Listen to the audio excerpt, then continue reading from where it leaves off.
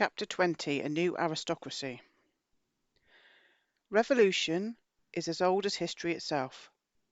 People have been rebelling against gods, kings, and parents for millennia, and so we hardly look at it as anything out of the ordinary. Luther's revolt was not a true revolution in the sense of blood being spilled. Luther and the Pope led no armies against one another. The Reformation did, however, lay the groundwork and provide the inspiration for numerous wars and violent political revolutions that were to sweep the globe for centuries to follow. One of the earliest political struggles to grow out of the Reformation was the 80 Years' War, which got fully underway by 1569. The 80 Years' War pitted Spain against that region of Europe we know today as the Netherlands, which was then under Spanish rule. A new Protestant sect known as Calvinism, the origins of which will be discussed in chapter 22, had emerged by that time. Radical Calvinists from France had migrated to the Netherlands and created an activist Protestant community in Holland.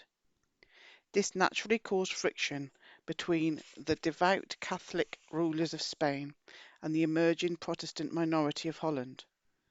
The Dutch minority not only sought religious freedom, but they soon craved political independence as well. The result was nearly a century of warfare. Many of the early Dutch struggles against Spain were led by William I the Silent. Don't know if that's how you say it. A German ruler who reigned over the German Principality of Nassau, which bordered on Hesse, and over the French region of Orange. Hence William's dynasty was known as the House of Nassau-Orange, or more simply the House of Orange. William led the fight to Holland partly because he had inherited large tracts of land there. The eventual success of the Dutch rebellions brought about the birth of a fully independent Netherlands. With independence came the establishment of a political and economic system that was to provide a model for revolutions in other countries. The Netherlands adopted a parliamentary form of government accompanied by a reduction of the monarch's power. Although the House of Orange became the Dutch royal family, and remains so to this very day, the monarch's role in the new government was reduced to that of stadtholder, or chief magistrate. The stadtholder could not hold office unless approved by the National Assembly, the States General, although this is often a mere formality. One intended effect of the parliamentary system was to prevent any single individual from achieving too much power. We might puzzle over why the German royal family of Nassau-Orange helped establish a political system in which their own power was reduced. It can be argued that they did so to encourage popular support for the revolt against Spain. After all, the House of Orange did gain a permanent position in the government.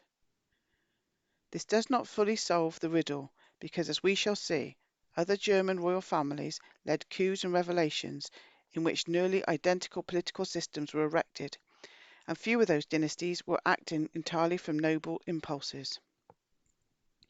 A clue to resolving the puzzle is found in the fact that those German dynasties were deeply involved in brotherhood organizations. As we shall see in upcoming chapters, the evidence indicates that the families were promoting a brotherhood agenda from which the royals handsomely profited in other ways. In light of the role of the brotherhood network in promoting revolution and reducing monarchies, it might appear at first glance that the brotherhood was back to its true, uncorrupted purpose of opposing custodial institutions. After all, the institution of monarchy is traceable back to the custodial gods of ancient Sumeria. According to Mesopotamian tablets, the custodial society was ruled in a unique fashion. At the top was a council or system of councils. Beneath the top councils were planetary subdivisions, such as Earth. Each subdivision was ruled by individual custodians on a hereditary basis, but subject to the laws of the councils. According to ancient Sumerians, local hereditary custodial rulers were Earth's first kings. Those rulers naturally implanted their monarchical system on human society. We see intriguing evidence of this in those ancient Mesopotamian drawings that depict custodial gods bearing two objects which are now universal symbols of the monarchy, the scepter and the tiara. The Sumerians state the first human kings on earth were the offspring of custodial rulers who mated with human women. Those matings entitled the half-human offspring to become early monarchs on earth. Thus was born the idea of royal blood and the perceived importance of maintaining proper royal breeding to ensure continued purity of the human royal bloodline. Interestingly, some ancient custodial gods were depicted as either blue-skinned or blue-blooded. This gave us the idea, and some say reality, of royal blue bloods. Aristocratic breeding practices have persisted through history and remain important to some royalty even today. Human blue bloods appear to be the prize Hereford cows of Earth's livestock race, Homo sapiens. In light of the above, it would have been in keeping with the aims of the original uncorrupted brotherhood to eliminate monarchy and to replace it with parliamentary form of government in which human beings could choose their leaders. Had the brotherhood reformed itself by the time of William the Silent? Unfortunately, no. As we have seen before, the custodial influence caused valid aims and teachings of the brotherhood to acquire fatal twists. Precisely such a twist distorted the otherwise altruistic social and political goals of the brotherhood revolutionaries.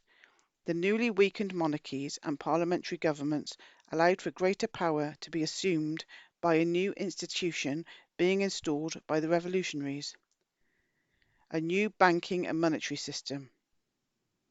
This new monetary system was a major element of the revolutions of the 16th, 17th, and 18th centuries. Yet this fact is only minimally discussed in the majority of history books. Those who ran and still run the new monetary system have been aptly labelled by one author, Howard Katz, the paper aristocracy. The revolutions which began to sweep the world after the Reformation heralded the diminishment of powerful political aristocracies in favour of the less visible, but in many ways equally potent, monetary aristocracies. This happened because during the Reformation, banking and money lending, which were once viewed as lowly occupations, were being forged into a renewed power due to a clever new science of money. As a footnote, for a simple and amusing introduction to the history of money and economics, I recommend The Cartoon Guide to Economics by Douglas Michael, published in the United States by Harper and Row Publishers. Okay. The new money was a type of paper currency that could have its value deliberately and systematically diminished through a process known as inflation. It is a type of money still in use today. This new money and the institutions which arose from it have had an enormous impact on our modern civilization. We cannot fully appreciate the effects of Protestantism and the revolutions which arose out of it without comprehending just how the new money system works. And the next chapter is 21 and it's called Funny Money.